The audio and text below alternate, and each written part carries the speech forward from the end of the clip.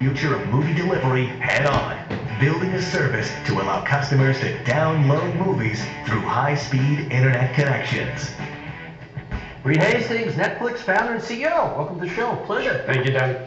Basically, the beginning of this business is you're driving in your car, pick it up from there. You know, I had a big late fee, and it was all my fault. So, it's hard to blame anyone else. How much was the late fee? $40. Okay. It was way overdue. VHS, I forgot the thing, whatever. And I remember it so much because I didn't want to tell my wife about it, and anyone who's married can relate to that. And I'm great. I'm not going to lie to my wife over a late fee. This is pretty stupid. So, I didn't lie to her. And but then, I was on the way to the gym.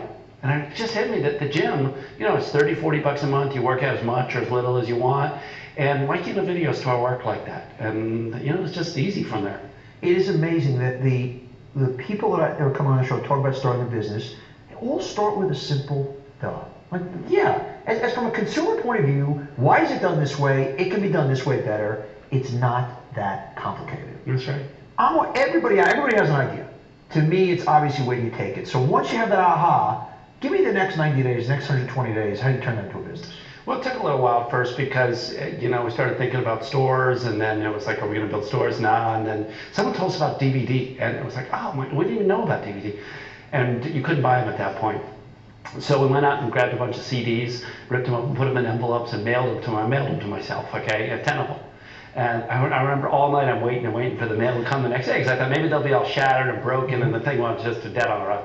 And I got them, the next day and I opened them up and they're all fine, they're beautiful. I just staring at these. So step one, okay, we can put this stuff through the mail. That's going to work. Yeah, that's right. And how did you come up with the formula where it's okay, it's 3 for this amount of money? I mean, how do you kind of start to put out what's going to be the price elasticity in effect of how this math works? If you're anywhere near the target, it works out. So when we very first started out, we had 4, and then there was some limits, and then it was, it took us a little experimentation to get to the sweet spot we have now. It's $17.99 a month for three out, and then you get to watch as many as you want, rotate them. But we've experimented on the way. But what really matters is that you got something people want, and then you can adjust the pricing and figure out how to optimize. But people love movies; they just didn't want the late fees. Yeah. There's something about your brand, Netflix, that people kind of root for. It's a cool brand. It's got a great buzz. How does that buzz factor start? Well, it helps a lot that the movie rental industry is about $8 billion industry, and $1 billion of that historically has been late fees. So $1 billion of late fees every year. 15%. So that creates a lot of toothache. So, if you come in and you're Novocaine for that, people love you.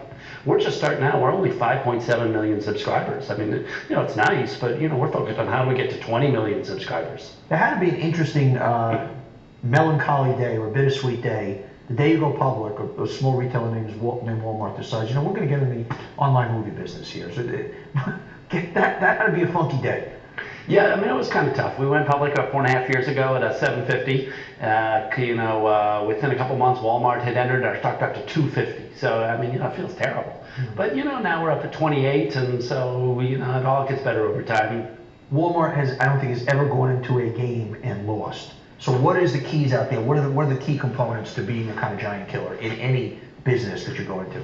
It helps that we weren't in Walmart's main business line. When they execute on something they really care about, they're incredible. But, this was rental's a different kind of business for them and online, that kind of thing.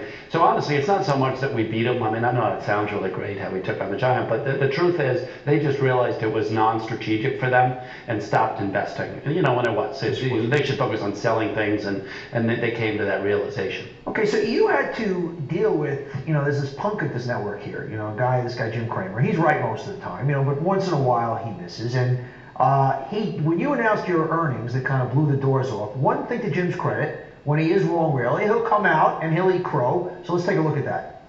Every once in a while, you get a day where you just feel like a total bum, where you just want to run home and to your filthy linoleum floor, chug down that expensive but mid-grade Johnny Walker Blue because you got a stock so wrong, so consistently.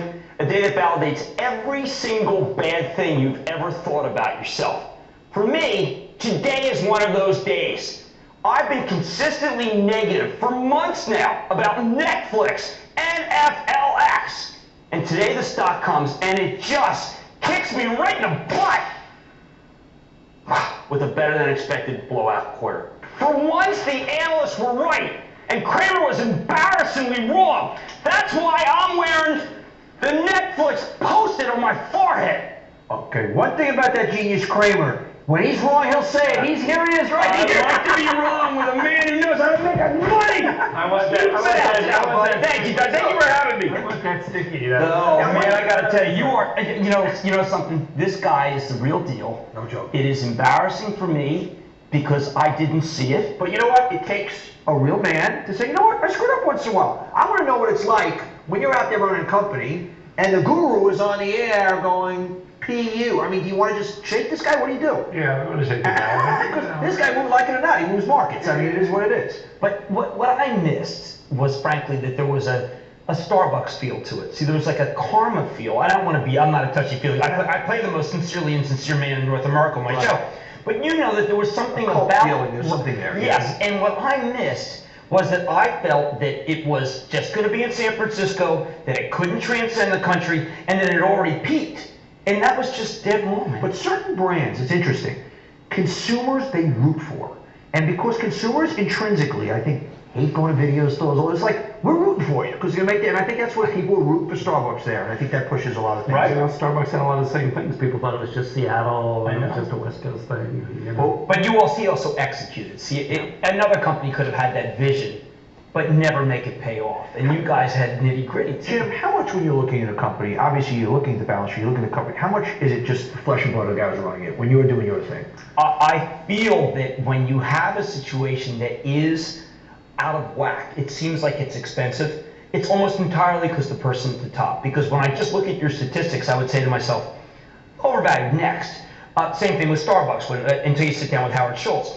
You had a vision and an ability to execute, but without meeting you or hearing people who have spent time with you, I would just say, it'd be like, oh, the SAT. No, it's not a special student. It's not doing 1400. Yeah. Next. And that was my mistake because there was a secret sauce. Okay, so while he's sitting here, going into the future, any prognosis for our friends from Netflix? I think it's a much bigger stock. I think you could take it to the percentage that you did in San Francisco nationwide, which much more, and it would prove that not only is there no saturation, but there's multi-year growth. Anything you want to say to Mr. Kramer? You know, thank you for the support. In San Francisco, we're about 15% of households are now subscribing. The rest of the country, it's only 5%, so we got a lot of catch up to do, and we're making progress. We got to run here. I want to run here. I want to thank Reed Hastings, continued success. Jim Kramer, who we all know is brilliant, but is a bench because he comes out and says, hey, I screwed up once in a while. I screwed up. Screwed up big. Thank you for having me, Tom. Thanks. He's got one big idea. Don't go there.